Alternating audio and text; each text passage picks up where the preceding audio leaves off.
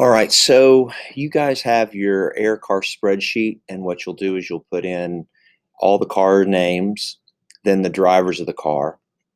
The launch pressure for everybody was 90. This hole in millimeters is a different measurement I'll talk about in class, but I'll give you that value. Then we have the mass of each car, then the times of each car from your spreadsheet, and then the distance that they all traveled, which is 21. The first thing you're going to do is make a speed calculation. So remember, speed equals distance divided by time. And so we have the distance here, and we have the time it took here. So we're just going to tell it to make a calculation, which is an equal sign. And we're going to take the distance, so we click on that cell, divided by time, which is this cell, and then we'll hit enter. And that'll give you their speed in meters per second. Then you can click on that, go to the little blue square, drag down, and it'll do the calculations for all the others. That's a little too many digits, so you'll probably want to bring those down to what we measured it at, which was this many significant figures. This one right here, you can just go in and delete. And now you have all the speeds in meters per second. Then you're going to need to convert your speed in meters per second into miles per hour. And that's easy. You're just going to come in here, put another equals in, and then you're going to multiply this value in meters per second by a conversion factor that will get you to miles per hour. So search up what that value is, and you'll just take that value, the conversion factor, times this cell. You'll get your answer. Once again, grab the blue square, drag it down, and you'll have your miles per hour. Then after you finish that, we're going to need to make some graphs. So in order to do that, one of the things that we're going to graph is the driver and their speeds. It's your choice. Since I don't have miles per hour, I'm going to do meters per second, but you could graph driver and meters per second. So we're going to click on our insert chart. We're going to go to select column chart, which is what we want, and we're going to select our data range. This you'll probably want to move out of the way.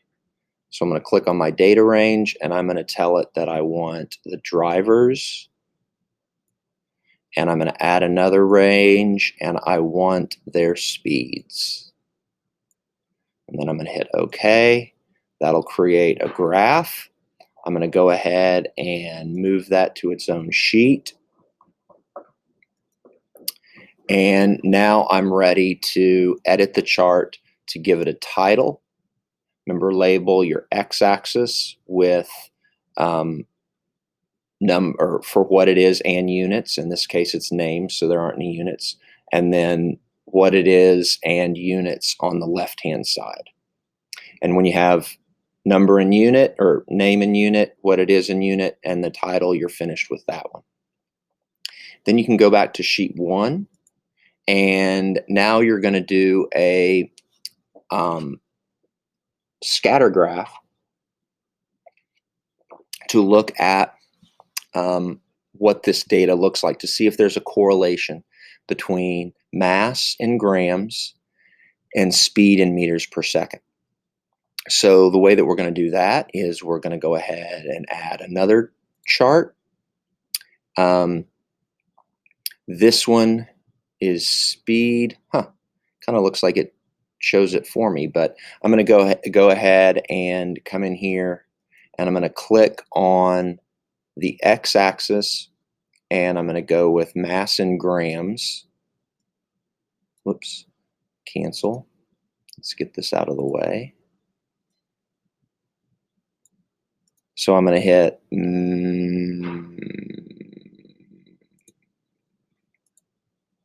edit chart. So I'm going to click my data range, and I'm going to select my first data range, which is mass. And I'm going to add another range, which is speed.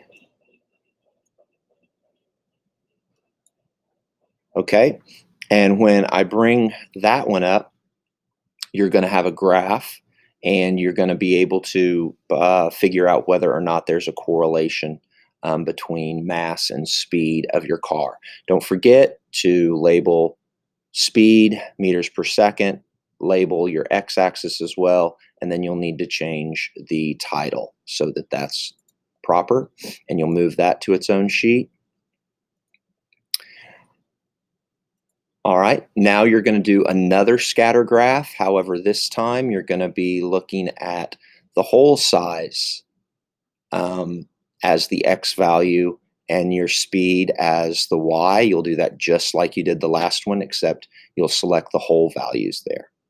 And then after that, we're going to go ahead and get two correlation values. And so in order to do that, you're going to hit equals and start typing CORREL. All right. And then once you have that, we're going to look to see, is there a correlation between mass? So I'm going to select, come here, whoops. So equals, oh, let's go to functions. And that's weird that I'm not getting COR. There it is. Pearson product moment correlation coefficient. That's what I want. Okay, so click on that, and then it'll bring up your parentheses. Then you're ready to select on mass, bring it down, then place a comma, and now we're going to compare this mass with speed. So put that one in your other one, and then hit your button, and you're going to get a value of 0.13286, etc. So this is the correlation between mass and speed. All right. Now what you're going to do is you're going to do the exact same thing, except you are going to check the correlation between the hole size and speed. And this is the number that you're going to want to take a look at. And then I'll have a link in your Google Classroom that'll allow you to go through and see if your correlations are what those numbers mean and how you can use them. All right, that should take care of everything. So when you're finished, you'll have 3 graphs and 2 correlation coefficients, one for mass and speed and one for hole and speed. All right.